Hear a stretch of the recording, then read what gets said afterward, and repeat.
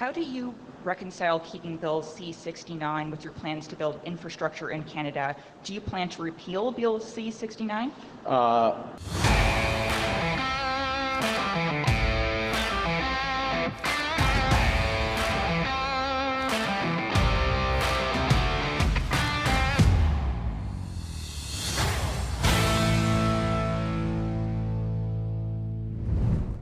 As predicted, Mark Carney was asked about Paul Chang's resignation, and his response can be summarized as Britney Spears' song, "Oops, I Did It Again." Meanwhile, Carney has been talking about building Canada, strengthening our economy, and many other vague promises that sound nice coming from a banker. The problem? He stated yesterday that he has no plans to repeal anti-pipeline law Bill C-69. Even more damaging is that he initiated a deal at his former company Brookfield that is now set to acquire a massive pipeline in the United States for $10 billion. Let's take a look. Good morning, Olivia Stefanovich, CBC News. It appears the involvement of the RCMP forced candidate Paul Chang to bow out of the race. Meanwhile, the Conservatives just removed their problematic candidate in Windsor within an hour of learning of issues of this individual. Why didn't you do the same with Chang? And was this a teachable moment for you? Mr. Chang made his resignation, offered his resignation last night. I accepted it. As I said yesterday, his comments were deeply troubling and regrettable. We will move on with looking for a new candidate for Markham, and I'll leave it at that. Wow, he really painted himself into a corner with this one. And he butchered that answer too. He sure did. How are you not prepared for that question? I wonder if he's just so arrogant that he thinks that it wouldn't come up. I don't know. But the fact that he's just like, well, like, okay, let's just simplify this. So why did it take you so long and you didn't even remove Paul Chang, yet the Conservatives did so within an hour? Response, well, Paul Chang resigned, and I'll leave it at that. Well, and the interesting thing is that there were actually 3 Conservative candidates that were let go yesterday. 2 were let go for comments they had made online. One, the Windsor one that they were mentioning, had been made in a podcast. Another one, I believe, was on Twitter. And the third one was still yet to be determined last we saw. So, I mean, the Conservatives aren't messing around. If they are finding out that their candidates are not representing the party correctly and not representing Canadians' best interests properly, they're gone. And this is the whole point. This is the surprising fact. There's no oxygen around any of these 3 candidates that have been removed from the Conservative, running race. But all the oxygen is still around Paul Chang. Why? Because this is serious stuff, folks. Well, and that's just it, is that you have a Liberal candidate who was literally threatening, or maybe not threatening to kidnap, but advocating for the kidnapping of his Conservative opponent so that they can be brought to the Chinese embassy, and then goodness knows what happens to the man after that. All to collect a bounty of $184,000. Right, and you can say, oh, it was a joke. That's not a funny joke. Anyway. We don't permit jokes of that nature to be made on Northern Perspective about the Liberals or the other parties. So the fact that a Liberal candidate not only made those jokes, but there were no repercussions from leadership within the Liberal Party is very concerning. Right. How do you reconcile keeping Bill C-69 with your plans to build infrastructure in Canada? Do you plan to repeal Bill C-69? We do not plan to repeal Bill C-69, to answer your question directly. What we have said and made very clear 10 days ago, formally with the First Minister's meeting, is that we will move for projects of national interest to remove duplication in terms of environmental assessments and other approvals, and we will follow, as the federal government, the principle of one project, one approval to move forward from that. And so what's essential is to work at this time of crisis to come together as a nation, all levels of government, to focus on those projects that are going to make material differences to our country, to Canadian workers, and to our future, and work closely together. And the federal government is looking to lead with that by saying, we will accept provincial environmental assessments to move forward with that for example, clean energy projects or conventional energy projects. There are many others that could be there. Last point, which in many respects is the first point, we will always ensure that these projects move forward in partnership with First Nations. So first off, the problems with the video were from CPAC, not Northern Perspective, so we apologize on their behalf. Second, so all Mark Carney has been talking about is we're going to be growing the Canadian economy. It's going to be the best economy within the G7. Well, here's the problem, Mr. Carney. One of the, if not the leading industries that is driving the Canadian economy is our energy. And in your words, conventional energy. Now with C69 throws in a whole bunch of problems and hurdles and stopgaps to prevent that from even happening. This is why nothing has been done in Canada for the last 10 years. So for you to sit there and say, well, you know, we're going to be investing in infrastructure, but we're keeping Bill C69, it's they're at odds with each other. Yeah, it's like a catch-22, right? You can't really have one without the other. And if you're going to be investing in energy, I mean, we need pipelines in this country. Why don't we have them? Well, we don't have them because allegedly, according to Mark Carney, according to Justin Trudeau, and according to Stephen Guilbeault, they're not green. That's the problem. And there's no business case for LNG, and there's no business case for oil, and there's no business case for any of this stuff. So what do we need pipelines for? Yeah, but the problem is, I mean, if you look at some of Pierre's recent videos, he says we're selling our energy to the United States at a loss. If we had pipelines, we could be selling it to Asia on the West Coast. We could be selling it to Europe on the East Coast. And we could be getting what we deserve for that oil, for that gas. Well, and here's the other problem, folks. If you recall, and I don't think we need to show this clip again,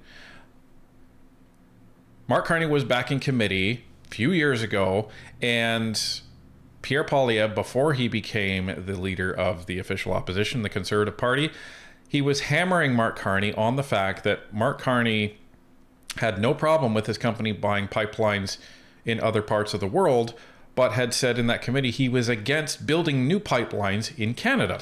But these pipelines are essential for growing our economy. So what does Mark Carney have against growing the Canadian economy? Right. So why is The Economist not for building infrastructure in Canada that will improve the Canadian economy? Well, and therefore improve the lives of Canadians. Right.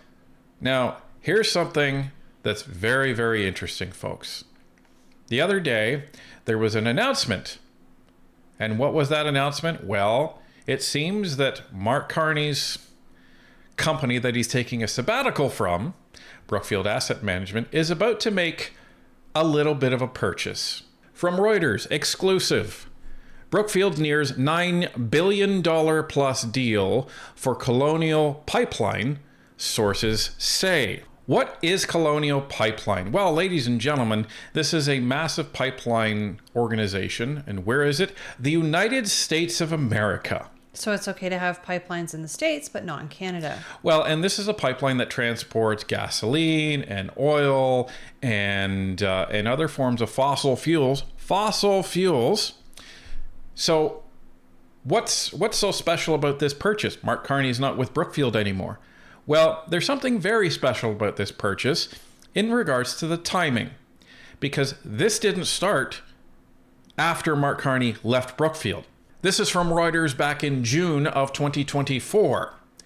Exclusive. Some Colonial Pipeline owners eye stake sales at $10 billion plus company evaluation, sources say. So what does that mean? That means that this deal had been looked at for years. Now, I've been a part of organizations that either sold themselves or acquired other organizations. We call it merger and acquisitions, or M&A, when it comes to the short form of that. Now, these deals don't happen in a couple of months, folks. These deals happen over the course of a year or 2 years. So if the interest and the stake was put on the table last June, this is a fairly swift timeline in order to get that done. Why is this relevant? Well, because Mark Carney was the chair of Brookfield back in June of 2024, and he would have been heavily involved in making strategic decisions and recommendations for Brookfield Asset Management to increase its portfolio. So he would have been advocating for this deal, and it would have been right in the middle of negotiations and bidding at the time that he was made the financial advisor for the Liberal Party. When was that? September 9th of 2024. Isn't that interesting? So the stake gets put on the table, at least publicly, in June of 2024. Brookfield would have started their evaluation and their due diligence probably before that, but who knows? But in September, when they would have been knee deep in that, he becomes the financial advisor for the Liberal Party. Isn't that interesting? Isn't that interesting? And then a couple of months later, he moves Brookfield from Toronto to New York. And then a couple of months after that, all of a sudden, Justin Trudeau is forced out, and then he decides he's going to be contending for the leader of the Liberal Party. Now, at that point, you're kind of in the final stages of these deals, which happened over the last couple of months. So anything happening now would have already happened, whether Mark Carney was there or not. So this whole deal is closing as a result of Mark Carney being head of Brookfield Asset Management. Previously. Right. And this just begs the question again. What the heck are your assets? Because here's the thing. All he keeps doing is advocating for green energy and green energy and green energy. We need to make the green transition, green transition. Well, here's the thing, folks. If you are making a $10 billion investment in a United States pipeline, there's a reason for that. That is not something that you're going to get your return on investment within a year. This is a long-term investment that you're spending $10 billion on. So the only reason for that is because they expect to profit a lot from the fossil fuels, Mark Carney, that are in the United States. So again, why is this man against pipelines in Canada, but has no problem allowing his former company to invest in them in the United States? And profit off of them. Because they are profitable. And in most cases, he's going to profit off of it. Right, because again, Canadians have no idea what's in those blind trusts. So what would be the interest of Mark Carney and Brookfield investing in the US and not in Canada? Well, because it limits competition. So if you have pipelines running all over the place in the United States and all of your interests are in natural gas and oil and gasoline down in the United States, you wouldn't want to have competition up in Canada because that would potentially lower the value of your investments down in the States, especially if Canada unleashes its oil and gas reserves even more so than it already has. So let's keep going because there's more. This is another reason that he would be interested in investing more in fossil fuels in the United States. Because here is a chart that is reflected of the largest liquefied natural gas exporters in the world. So you'll notice way down at the bottom of the graph in the bottom left corner in 2016, that's the United States trend line there. And they have gone from the lowest exporter on this graph to the highest exporter in the world on this graph past 2023. So they have significantly invested in exporting LNG. Why is that relevant? Because Brookfield doesn't just have assets with regards to this Colonial Pipeline that they're looking into. They've been buying assets this whole time. Let's take a look at that. This is back in 2019, shortly before Mark Carney joined Brookfield, where Brookfield acquired a stake in Cove Point LNG. American Power and Energy Company Dominion Energy will transfer 25% non-controlling equity interest in Cove Point LNG to Brookfield Asset Management. Brookfield Infrastructure Partners announces that they've acquired a stake in Inter Pipeline. Now, this is an existing Canadian pipeline company, so they seem to have no problem acquiring existing pipelines in Canada if they can acquire them. But heaven forbid that you allow new pipelines to be built that would directly compete with any of the Brookfield assets. Well, and create Canadian jobs and improve our economy. So this is the major concern, okay? Major concern with this policy, because he is against repealing the actual law that would allow new pipelines to be built. He seems to be against expanding our energy reserves. He is for the energy cap that Trudeau's government proposed and implemented. But he orchestrated a $10 billion deal for a pipeline to be bought in the United States. Ladies and gentlemen, the more this guy talks and the more we find out, the more we actually see that Carney doesn't give a damn about anybody in Canada. He doesn't care about Canadian jobs. He doesn't care about the Canadian economy. The only part of the Canadian economy he seems to care in is the green section of the Canadian economy. And that's where a lot of Brookfield's assets actually exist, except when it comes to the United States, because, you know, it's okay to support fossil fuels down there. So this is what Canadians really need to be opening their eyes to. All of these policies that Mark Carney seems to be putting out, they only seem to benefit one person and one person only, and that's Mark Carney.